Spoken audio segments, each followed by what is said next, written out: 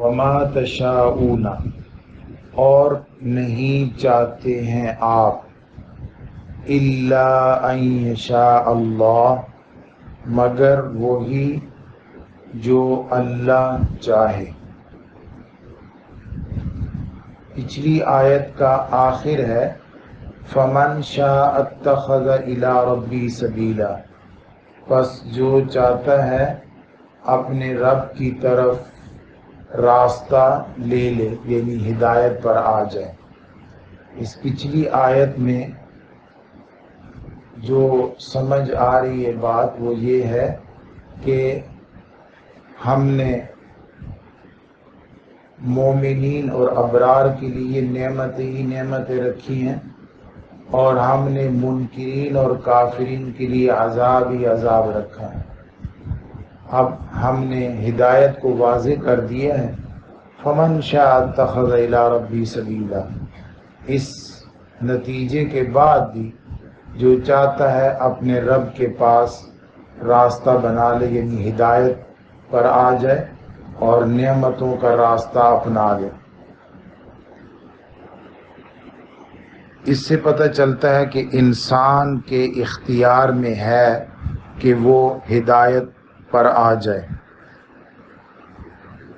اور اگلی آیت میں، پہلی آیت میں پتہ چلتا ہے کہ انسان کے اپنے اختیار میں ہے، اگلی آیت میں ہے کہ وما تشاءون الا ان یشاء اللہ، اور آپ نہیں چاہ سکتے مگر جو اللہ چاہے۔ اس سے پتہ چلتا ہے کہ بندے کے اختیار میں نہیں ہے بلکہ سب کچھ اللہ کے اختیار میں ہے۔ یدخل من یشاء فی رحمتہ، اپنی رحمت میں جسے چاہتا ہے داخل کر دیتا ہے۔ اس سے بھی پتہ چلتا ہے کہ اختیار اللہ رب العزت کا ہے، بندے کا اختیار نہیں ہے۔ تو یہاں پہ دو طرح کے بحث، یعنی دو انتہائیں ہیں۔ ایک انتہا یہ ہے کہ بندہ مجبور محض ہے، بندے کا کوئی اختیار نہیں ہے، اور دوسری انتہا یہ ہے کہ بندہ خود اپنے کاموں کا خود ہی خالق ہے اور خود ہی کاسب ہے، پیدا بھی خود کرتا ہے اور اس کو کماتا بھی اور اس کو کرتا بھی خود ہی ہے۔ یہ دو انتہائیں ہو گئیں، اور دونوں ہی جو سمجھی جا رہی ہیں، ان دونوں پر باقاعدہ گزشتہ زمانے میں فرقے موجود تھے۔ ایک فرقے کا نام تھا قدریہ اور ایک کا نام تھا جبریہ۔ ہمیں اہل سنت کو کیا عقیدہ اختیار کرنا چاہیے اور کیا عقیدہ ہونا چاہیے اس بارے میں؟ قرآن مجید کی آیات سے جو سمجھ آتا ہو، احادیث کی روشنی میں جو واضح ہوتا ہو، معلوم ہوتا ہے کہ اہل سنت کا جو عقیدہ ہے وہ درمیان میں ہے، اور وہ یہ ہے کہ ہر فعل کا خالق اللہ ہے، کاسب بندہ ہے۔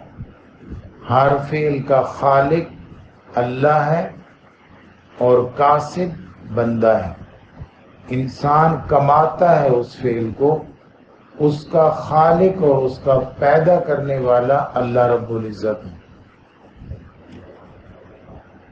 آپ اس کو میں نے پچھلی سورت کے سورۃ المدثر میں بھی یہ بات ذکر کی تھی کہ شاء جو فعل ہے، اس کی نسبت جب اللہ رب العزت کی طرف ہو تو اس وقت معنی ہوتا ہے کسی چیز کو پیدا کر دینا، کسی چیز کو پیدا کر دینا، پیدا اللہ رب العزت کرتے ہیں۔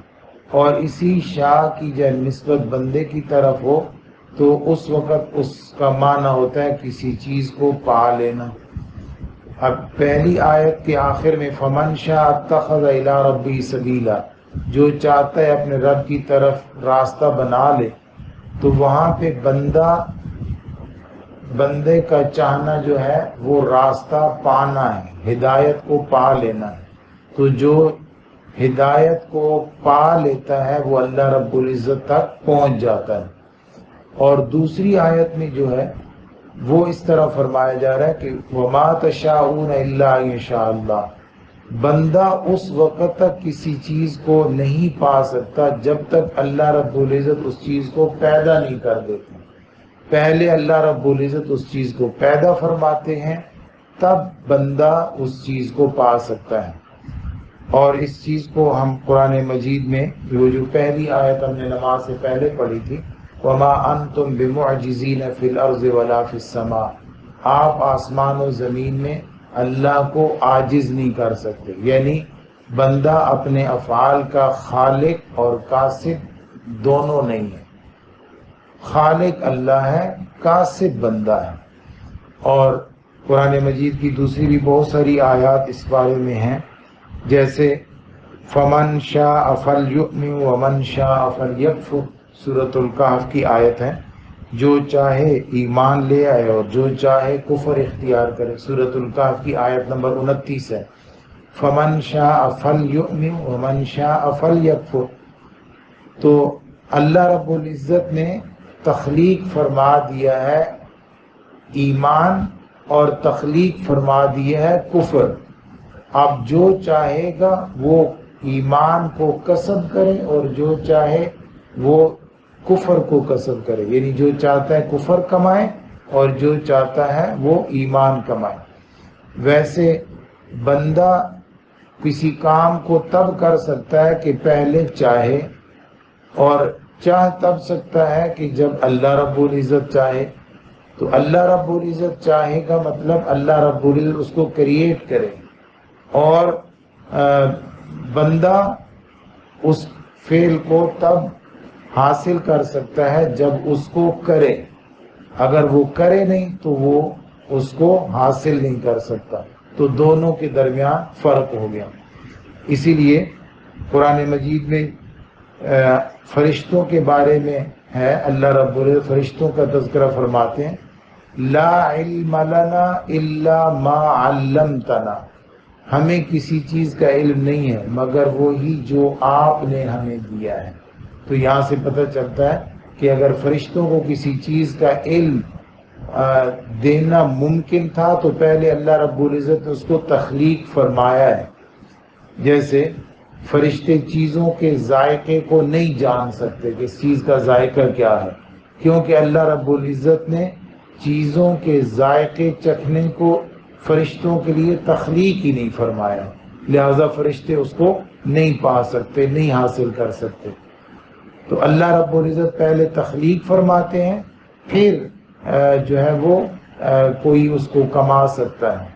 جیسے خود شیطان بھی کہتا ہے کہ رب بما اغویتنی، اے میرے رب اس وجہ سے کہ آپ نے مجھے گمراہ کر دیا ہے، بما اغویتنی، آپ نے مجھے گمراہ کر دیا، اس لیے کہ اللہ رب العزت نے پہلے تخلیق فرمایا کہ انسان کو سجدہ کیا بھی جا سکتا ہے اور نہیں بھی، آدم علیہ السلام کو سجدہ تعظیمی کیا بھی جا سکتا ہے اور نہیں بھی کیا جا سکتا۔ یہ دو پہلے چیزیں تخلیق کی گئی، پھر فرشتوں کو حکم دیا تو انہوں نے کیا اور شیطان نے نہیں کیا۔ تو شیطان کے نہ کرنے کے پیچھے اس بات کی پہلے تخلیق تھی کہ آدم علیہ السلام کو سجدہ کیا بھی جائے اور نہ بھی کیا جائے۔ تو فرشتوں نے کرنے والا کما لیا اور شیطان نے نہ کرنے والا کما لیا۔ قرآن مجید میں ہے وَمَا كُنَّا لِنَهْتَدِيَ لَوْلَا أَنْ هَدَانَ اللَّهُ، جب اہل جنت جنت میں پہنچ جائیں گے تو اس وقت وہ یہ کہیں گے الحمدللہ الذی ہدانا لہذا، تمام تعریفیں، تمام شکر اس ذات کے لیے ہیں جس نے ہمیں جنت میں جانے کے راستے پر چلایا۔